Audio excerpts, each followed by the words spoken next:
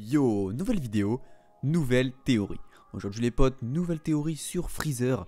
Justement, qu'est-ce qu'il fait, où il est, qu'est-ce qui se passe, pourquoi dans les synopsis, on nous parle plus du tout de Freezer comme s'il avait été éliminé. Et justement, moi je pense que c'est un peu un trompe-l'œil, justement pour nous faire penser et nous faire oublier Freezer. Parce que dans les spoilers, justement, ils accentuent beaucoup le fait que Freezer n'est plus là. Ils accentuent le fait sur Jiren et Goku. Ils disent bien il ne reste plus que Jiren et Goku. Vraiment, ils accentuent le fait, ils forcent dessus. Justement, moi je trouve ça bizarre. Mais avant de commencer à théoriser là-dessus, on va poser les bases. Donc, Freezer. Freezer au début n'était pas dans la team de l'univers 7. Il était, bien évidemment, c'était Boo qui était à sa place. Mais Boo a été remplacé à la dernière minute par Freezer. Donc, justement, moi depuis le début, j'essaie de trouver une raison à ça. Je me suis dit que si ils ont remplacé Boo, qui est un personnage vraiment très fort et très puissant dans le tournoi, donc je vous ai expliqué un peu ce que Boo pouvait faire. Il pouvait soigner. Donc imaginez là, il arriverait, il aurait soigné Goku, c'est reparti quoi, c'était trop facile. Du coup, juste le fait de pouvoir soigner, c'est super puissant. Mais c'est pas tout, il peut transformer les gens en bonbons et les sortir de l'arène, ça c'est super puissant, et il peut absorber.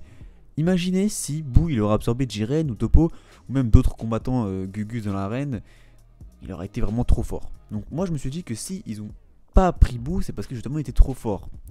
Et même avec ses capacités de régénération lui-même, genre, on va dire qu'il est quasiment infatigable. Vous voyez, à part que c'est vraiment le mec qui est vraiment trop fort, et qu'il était quasiment infatigable. Donc moi je me suis dit au début c'est peut-être parce que Boo est trop fort. Mais après je me suis dit non. Si ils l'ont remplacé par Freezer, c'est parce que Freezer a quelque chose de précis à faire. C'est que Freezer a un but à jouer. Et pour l'instant dans le tournoi, honnêtement, Freezer, il ne sert à rien. Qu'il soit là ou qu'il ne soit pas là, il n'a rien fait. Il n'a rien joué. Et vraiment, sa participation pour l'instant, bah, il sert à rien. Et justement, moi je me dis que c'est pas possible. S'ils ont ramené Freezer, qu'ils l'ont fait ressusciter, enfin qu'ils ont fait une permission pour qu'il vienne sur Terre, etc. pendant 24 heures, c'est pas pour rien. Ça peut pas décorer, ça peut pas juste servir aux fans de service. C'est sûr que c'est essayer de raconter quelque chose derrière, et que c'est sûr que ça va servir à quelque chose. Donc maintenant que j'ai posé les bases, on va essayer de théoriser là-dessus. Donc comme je le disais en début de vidéo, on sait que Freezer, dans les synopsis, n'est plus mentionné du tout. Depuis le 126, depuis que justement Jiren lui a mis une sacrée attaque, il n'est plus du tout apparu. Dans les prochains synopsis, on les a lus ensemble dans la dernière vidéo, on voit très bien qu'ils forcent, ils accentuent, comme je dis au début des vidéos, sur le fait qu'il ne reste plus que Goku et Jiren en 1v1 sur l'arène.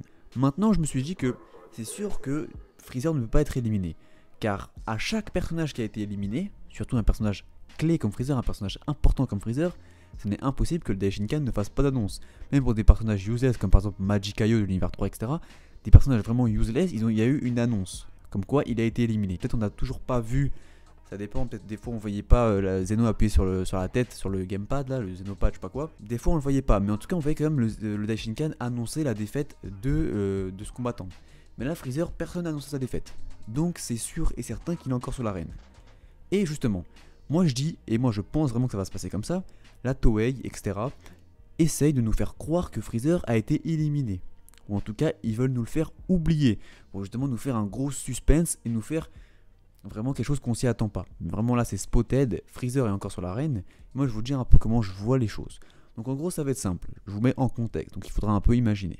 Goku et Jiren sont en train de se battre. C'est vraiment un fight très serré. Personne n'arrive à se démarquer. Donc il reste très peu de temps. Donc je dirais en estimation à peu près 40 secondes. Et personne n'arrive à se démarquer. Vous voyez, ça s'envoie des coups assez puissants des deux côtés. Mais personne n'arrive à éjecter l'un et l'autre de l'arène. Et du coup, ils décident de tout donner. Ils ont vraiment tous les deux presque plus de force. Vraiment, c'est un combat épique, etc. Et ils décident de balancer tous les deux leur attaque spéciale. Donc pour Goku, un gros Kamehameha. Pour Jiren, je pense qu'il y a un petit Justice Flash, enfin un gros Justice Flash, etc. On connaît pas vraiment l'attaque spéciale de Jiren pour l'instant, mais je pense que voilà, un truc du genre. Ils se le balancent tous les deux. Grosse explosion dans l'arène, les deux tombent au sol. Et justement, le Daishinkan dit qu'il reste très peu de temps, qu'il faut éliminer l'un ou l'autre pour gagner, que ça ne peut pas se solder sur un match nul. Vous voyez. Et justement, les deux essayent de se relever, etc. Mais ils n'ont plus assez de force. Je vous dire que là, n'importe qui pourrait les éliminer. Même un des loups-garous, vous voyez, de l'univers 9, etc. pourrait l'éliminer. Ils sont vraiment très faibles. Et du coup, Freezer sort des rochers à ce moment-là. Avec son petit rire, vous voyez, diabolique, son petit rire sadique. Et il arrive et il dit... Je pense que beaucoup de gens m'ont oublié ici et il se met à éliminer Goku et Jiren en même temps. Donc pourquoi, là vous allez me dire waouh ouais tu vas trop loin gros. En fait pourquoi je dis Goku et Jiren? Parce qu'il faut pas oublier que le principal objectif de Freezer c'est justement les Super Dragon Ball. Maintenant qu'il sait qu'il y a les Super Dragon Ball, les Dragon Ball de la Terre, il n'en a plus rien à foutre. Il veut les Super Dragon Ball, il sait qu'avec les Super Dragon Ball il peut faire n'importe quel vœu. Et ça a été dit au tournoi, ils nous ont annoncé ces objectifs. Et je pense que ce n'est pas pour décorer, je pense que c'est peut-être pour approfondir ou commencer sur un nouvel arc dans le futur. Et moi je vois bien justement Freezer éliminer Goku et Jiren et remporter sa cape pareille, les Super Dragon Ball. Car s'il élimine pas Goku, bah Goku c'est lui qui aura les Super Dragon Ball et il pourra faire le vœu qu'il veut. Mais si justement si il élimine Goku, il faut pas oublier que ça a été mentionné, que se battre contre un combattant de son propre univers n'est pas disqualifiable. S'ils l'ont précisé, c'est pas pour rien je pense.